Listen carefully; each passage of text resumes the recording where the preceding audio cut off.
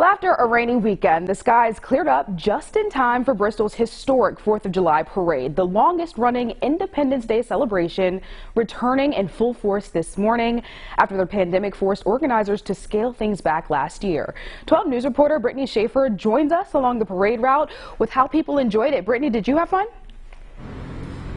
Chelsea, it was an absolute blast. Now, it's a lot quieter now, of course, but you can see the American flag is really represented everywhere you look, on the street and on homes here. This is Bristol's 236th 4th of July celebration. People I spoke to who actually live along the parade route tell me this is the best way to celebrate America's independence. Floats, vehicles, and marchers stroll down the ribbon of red, white, and blue. I like the clowns, actually. They were pretty funny. Governor Dan McKee waving to crowds down Hope Street. He says there is no other American celebration quite like Bristol's. The king of parades, it's wonderful. And compared to last year, how good is it to be back? It is just fantastic. Just listen to everybody. That's how good it is to be back. Thousands of parade goers embodying America's independence. For some, it's their first time at the country's oldest continuous 4th of July celebration. Everyone says, oh, what's your favorite holiday? The 4th of July.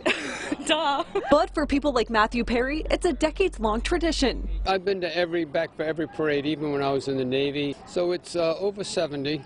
And it might even be pushing 80. Perry has lived on what is now the parade route his entire life. He tells me the route expanded to his home on Hope Street in 1975, but that doesn't always guarantee his family a good seat. I get up at 3:30 every morning for the parade and have to hold space down in front of the house. The Perrys decorated their home, as many do along the parade route, with bunting and flags, but they also hang this painted mural on their garage door to remind parade goers of the history behind the day. So that's always fun to get that out and tell that history. Freedom doesn't come free. You got to work for it. And many people I spoke to say freedom is ringing even louder this year. This has been an independence. We're free again. Cooped up in the house for a bit, so I don't know, this year felt a little special. The pandemic didn't stop the country's oldest continuous celebration, but it was smaller in scale, with most in the parade inside vehicles wearing masks, and only Bristol residents suggested to attend. But this year, attendees tell me it's bigger and better than ever. It's nice to see everyone out and about and, you know, big smiles, no masks.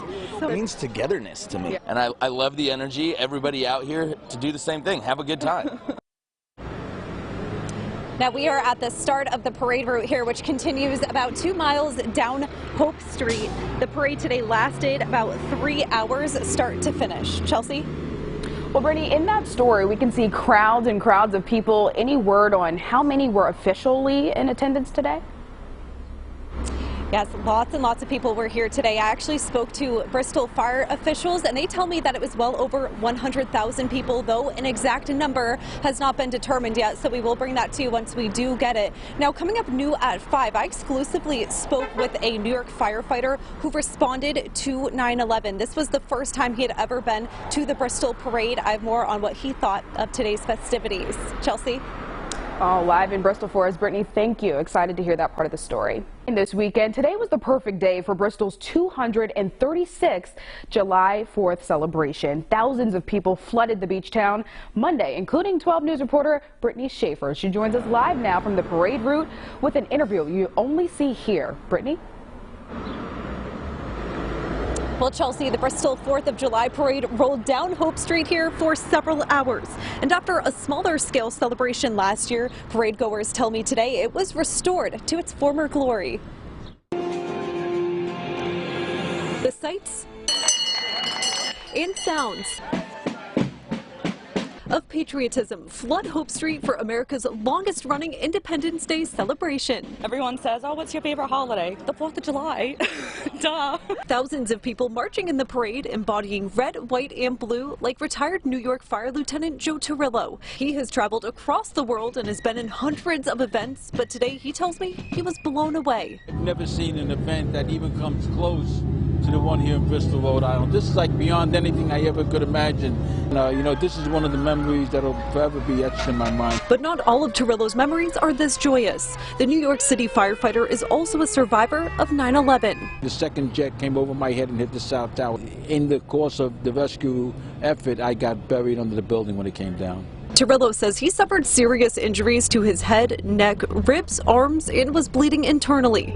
343 firefighters died that day. Torillo now travels telling their story and his. And Monday, that brought him to Bristol as the fire department's grand marshal in the parade. The incident on September 11th, for the next year and a half, there was a huge resurrection in patriotism, like way more than anything I could have ever imagined. And then it kind of all faded away, and 20 years later, we're here now, and you come to a place like Bristol, Rhode Island, and you realize that, you know what, people up here are more patriotic than I've ever met anywhere in the country, and it was really an honor and a privilege.